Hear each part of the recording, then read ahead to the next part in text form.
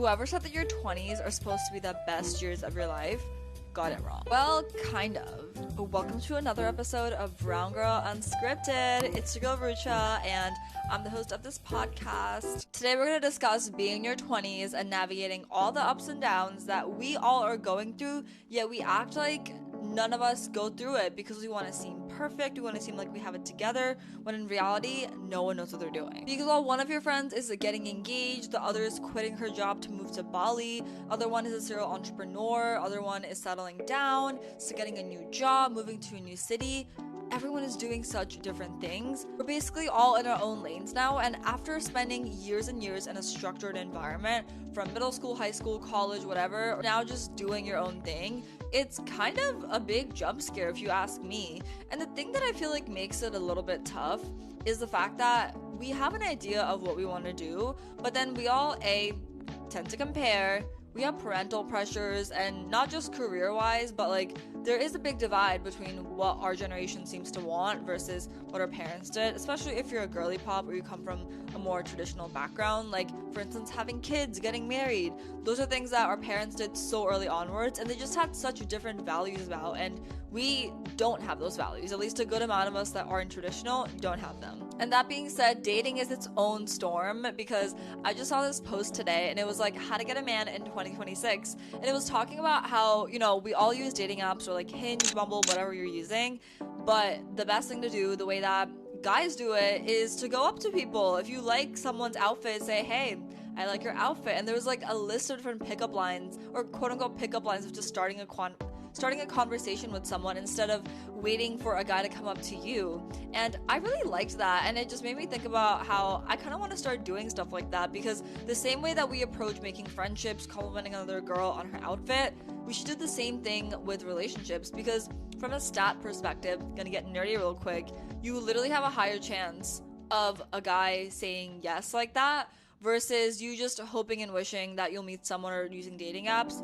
which, I mean, let's be real. If you're an ambitious girly, you are someone that's building your dream business, you're in that job, like you have all these goals, is your dream man really swiping on Hinge every single day? Like, is he really doing that? Because mine isn't. And I feel like thinking about it in this way really just helps me put into perspective what it is that I'm looking for, even in a relationship, because I feel like we put all these constraints on ourselves. We're like, oh, we have to do it this way, we have to follow this list of green flags on social media, but the truth is, your green flags, the things that you want, are so different from the things that your friend wants. I'm not talking about basic kindness or being a gentleman or anything like that. I just mean like the attributes you want your partner to have, what kind of future they want, what kind of hobbies they have, what sort of chemistry do you really want with them. And I feel like these are things we gotta start actually thinking about for ourselves, because so many people, too many people, put a lot of stake into the shit that we see online, and we're like, oh, well, that must be what I want in a relationship, and if I'm not getting that, then my relationship is not enough. When in real life, you don't know the kind of relationship you're seeing on social media. You could see the girl getting bouquets, all these things, but she's unhappy as hell. Whereas you're not posting about it, but you get treated amazing, yet you're comparing yourself because you never wanted those same things that are being shown. This brings me to the next thing, which is about career. And I mean, I'm in no place to like have it figured out necessarily. I'm figuring out with you, but coming from the background that I am, like a first gen, I went to engineering school, worked in corporate for some time. I'm currently in between jobs, but I'm also a very serial entrepreneur, and it's something that is so crazy because obviously if you are a fellow child of immigrants, you know that the entrepreneurial path is not something that any parent who left their home area to pursue a life in a new country wants for their child. Like, don't get me wrong, my parents are super supportive, but I think to this day, pursuing entrepreneurship in its own capacity, even when I am still interviewing for jobs, feels so weird to me because it almost feels like in the brown community, it's like, oh, what are you doing? I'm not talking about what you see on social media, but I mean like the conservative aunties that are like, oh, how are you gonna have time for a boyfriend if you're spending so much time on this job and then your business? And it's like their mind is on like a one-track way, and it's just so frustrating sometimes because you have your own thing and you think, oh, maybe the judgment will go away when you get to a certain age. But what I've learned is that you just have to stop giving a shit. Like, that's the only solution, because these people don't change their minds. they just get worse. And when someone has not gotten something that they wanted growing up, they can easily project that onto you if they have not processed their feelings.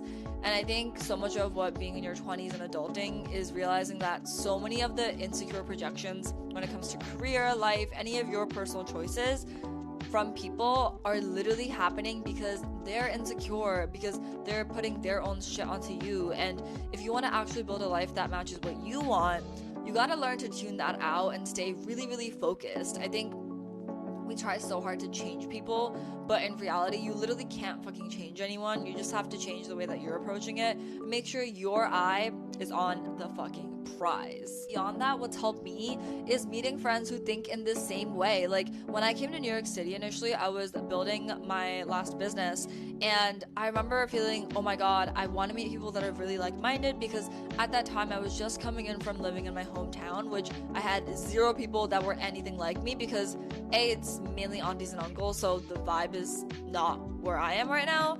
And I would just start going to different events, and I kind of mentioned this in my last video, but totally different content. Check that out if you're interested. It's like you have to put yourself out there and be your most authentic self. Not to sound like a fucking quote board, but it's true. Like you have to do that in order for you to attract the people that are actually aligned to you. And once you see that what you're doing is normalized, you actually just have such an easier time living, as opposed to being surrounded by people that don't get you, that are gonna argue with you, and that just make you feel like everything you're doing is wrong.